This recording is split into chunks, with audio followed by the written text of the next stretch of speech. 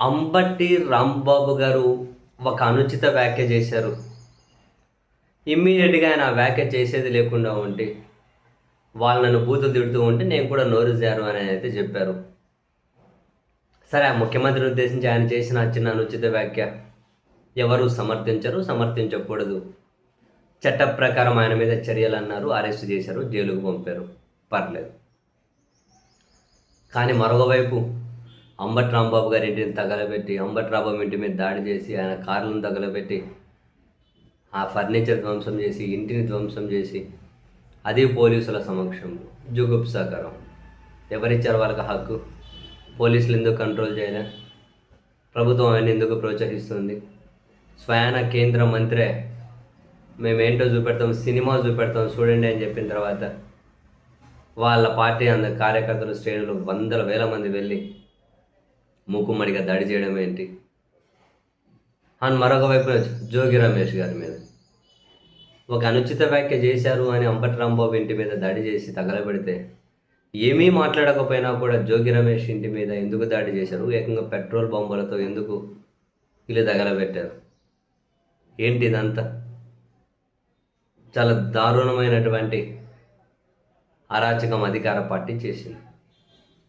ఈ క్రమంలో అంబటి రాంబాబు గారి కుటుంబాన్ని పరామర్శించి ధైర్యం చెప్పడం కోసం బుధవారం రోజు జగన్మోహన్ రెడ్డి గారు వెళ్తూ ఉన్నారు. ఆ ఇంటి మీద దాడిని పరిశీలించబోతున్నారు. అండ్ శుక్రవారం నాడు జోగి రమేష్ గారి ఇంటిని పరిశీలించి వాళ్ళకి ధైర్యం చెప్పడం కోసం, వాళ్ళని పరామర్శించడం కోసం శుక్రవారం రోజు జగన్మోహన్ రెడ్డి గారు వెళ్తూ ఉన్నారు. ఇప్పటికే హోంశాఖను కూడా ట్యాగ్ చేసుకుంటూ జగన్మోహన్ రెడ్డి గారు ట్వీట్లు చేశారు. ప్రస్తుతం పార్లమెంట్ సమావేశాలు జరుగుతున్నాయి. వాళ్ళ పార్టీ ఎంపీలతో కేంద్ర హోంశాఖకు ఫిర్యాదు చేయించే ఆలోచన కూడా చేయొచ్చు. ఈరోజు పార్టీ నాయకులతో జగన్ గారి కీలక సమావేశాన్ని ఏర్పాటు చేశారు. అవసరమైతే వాళ్ళ పార్టీ తరపున ఒక నిరసన కార్యక్రమానికి కూడా పిలిపివ్వచ్చు. నిజం చెప్పాలి అంటే 164 సీట్లతో అధికారంలోకి వచ్చినటువంటి కూటమి పార్టీలు లేచిన దగ్గర నుంచి పడుకునేంత వరకు నిత్యం జగన్నామ స్మరణ చేయడం ద్వారా రాజకీయాల్లో జగన్ని నిత్యం యాక్టివ్గా ఉంచుతున్నది అధికార పార్టీనే. జగన్మోహన్ రెడ్డి గారి రాజకీయ షెడ్యూల్ని నిర్ణయిస్తున్నది కూడా అధికార పార్టీనే. నిజంగా వీళ్ళు చేస్తున్నటువంటి నిర్ణయాలు, వీళ్ళ బరితెగింపులు జగన్మోహన్ రెడ్డి గారు జనంలోకి రావడానికి కారణమవుతూ ఉన్నాయి. జగన్మోహన్ రెడ్డి గారు యాక్టివ్ అవ్వడానికి కారణమవుతూ ఉన్నాయి. వైసీపీ శ్రేణులు మరింత కసిగా పనిచేయడానికి కూడా కారణమవుతూ ఉన్నాయి. ఇప్పుడు అంబటి రాంబాబు గారిని అరెస్ట్ చేసి, ఆ దాడి చేసి అంతా కాగానే వాళ్ళ కుమార్తె మీడియా ముందుకు వచ్చారు. చాలా నీట్గా, క్లీన్గా మాట్లాడుతున్నారు. ఆమె చాలా ఎక్సలెంట్గా మాట్లాడుతూ ఉన్నారు.